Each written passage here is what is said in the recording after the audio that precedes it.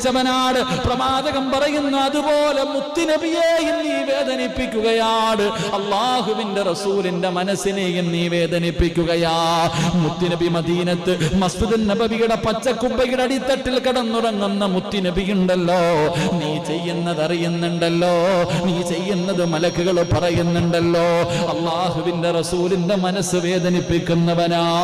എന്റെ പ്രിയപ്പെട്ടവരെ, അവിടെ നിന്ന് പറയുകയാണ്, അങ്ങനെ അവസാനം അള്ളാഹുവിന്റെ കോപം നിനക്ക് ലഭിക്കുകയാ. റസൂലുള്ളാഹിയുടെ മനസ്സ് വേദനിപ്പിച്ച് 9ാമത്തെ ശിക്ഷ, അള്ളാഹുവിന്റെ കോപം നിന്റെ മേലുണ്ടാവുകയാണ്. 10ാമത്തെ ശിക്ഷ എന്തെന്നറിയുമോ?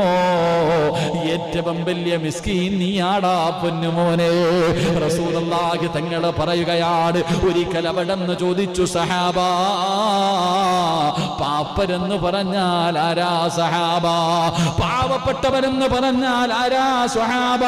പണമില്ലാത്തവനല്ല, വീടില്ലാത്തവനല്ല, വസ്ത്രമില്ലാത്തവനല്ല, ഏറ്റവും വലിയ പാപ്പരാരെന്നറിയുമോ?